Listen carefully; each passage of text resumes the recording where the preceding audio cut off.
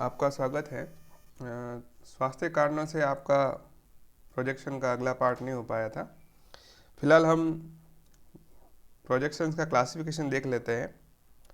जो मानचित्र प्रक्षेप है उनको बेसिकली 3 आधारों पर क्लासिफाई किया जाता है। पहला आधार है प्रकाश के प्रयोग के आधार पर, दूसरा है रचना विधि और तीसरा है गुण। सबसे पहले हम देखते हैं प्रकाश के प्रयोग के अनुसार। प्रकाश के प्रयोग के अनुसार मानचित्र प्रक्षेपों को 2 भागों में विभाजित किया जाता है। पहला है संदर्श प्रक्षेप, जिसे पर्सपेक्टिव मैप प्रोजेक्शन कहा जाता है, और दूसरा है असंदर्श प्रक्षेप या नॉन पर्सपेक्टिव मैप प्रोजेक्शन। सबसे पहले देखते हैं संदर्श प्रक्षेप में। प्रकाश की सहायता से जो प्रक्षेप बनाए जाते हैं, या यूँ कहा जाए कि जिन प्रक्षेपों में प्रकाश का प्रयोग होता है, लाइट का यूज़ होता है, उनको हम पर्सपेक्टिव मैप प्रोजेक्शंस कहते हैं। इन प्रक्षेपों की रचना में जो अक्षांश और देशांतर रेखाओं का जो ग्रिड होता है, जो जाल होता है, उस पर किसी एक निश्चित बिंदु से प्रकाश डाला जाता है और जो समतल सतह पर उसकी छाया बनती है, उसके आधार पर प्रोजेक्शन का निर्माण किया जाता है। सामान्य रूप से हम जिसे प्रक्षेप कहते हैं वह पर्सपेक्टिव या संदर्श जो प्रोजेक्शन है उसी के लिए यूज़ किया जाता है।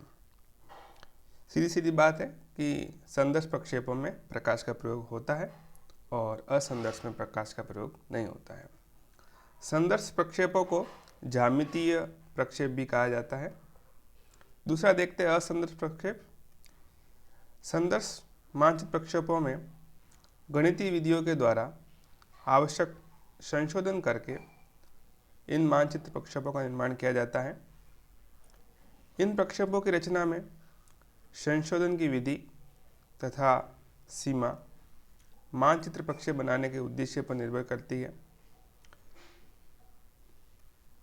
चूँकि असंदर्श मानचित्र प्रक्षेपों को आवश्यकता अनुसार यथाकृतिक सम क्षेत्र अथवा शुद्ध दिशा प्रदर्शित करने वाला बनाया जाता है, अतः यह प्रक्षेप संदर्श मानचित्र प्रक्षेपों की अपेक्षा अधिक महत्वपूर्ण एवं उपयोगी होते हैं।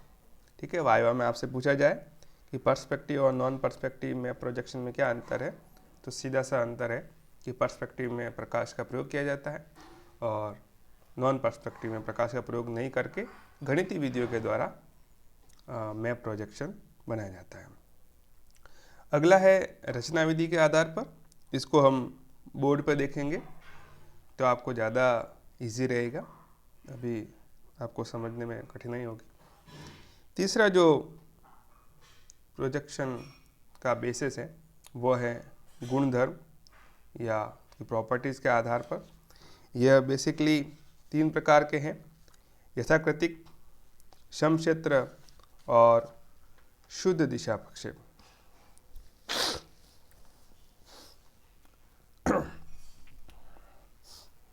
सबसे पहले देखते हैं यथाकृतिक प्रक्षेप या ऑर्थोमॉर्फिक प्रोजेक्शन।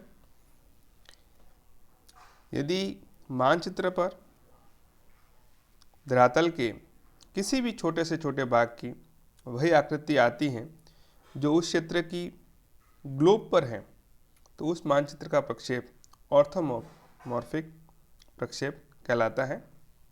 अर्थात जो ऑर्थोमॉर्फिक प्रोजेक्शन होते हैं उसमें किसी स्थान की आकृति वास्तविक धरातलीय आकृति के समान दिखाई देती है। इसके एग्जाम्पल की बात करें तो मर्केटर और त्रिविम प्रक्षेप, त्रिविम आगे आएगा आपके रचना विधि के आधार पर। ये दोनों ऑर्थोमॉर्फिक प्रोजेक्शन के उदाहरण हैं।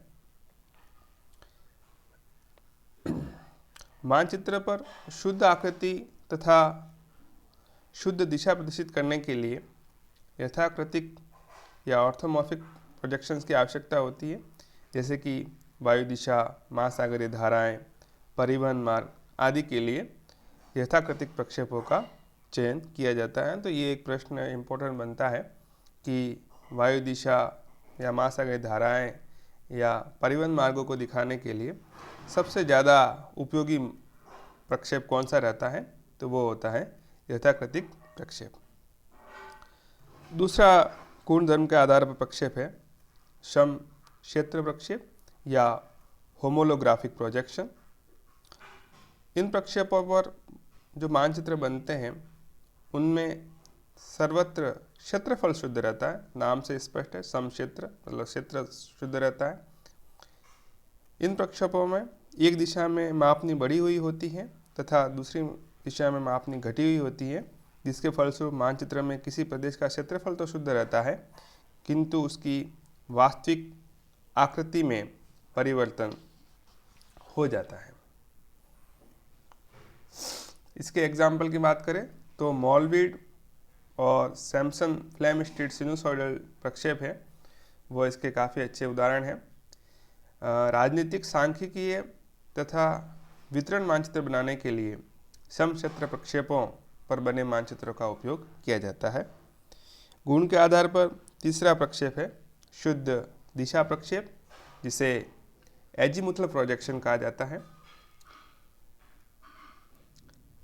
शुद्ध दिशा से तात्पर्य है कि मानचित्र पर किन्हीं दो बिंदुओं को मिलाने वाली सरल रेखा की वही दिशा होती है जो ग्लोब पर उन बिंदुओं को मिलाने वाले वृहत वृत्त की होती है। तो ये शुद्ध दिशा प्रक्षेप है। एग्जाम्पल देखें तो जो मर्केटर और खमध्य प्रक्षेप होते हैं वह शुद्ध दिशा प्रक्षेप कहलाते हैं। तो इस प्रकार ये प्रकाश के प्रयोग के आधार पर और गुणों के आधार पर दो प्रकार के प्रक्षेप थे।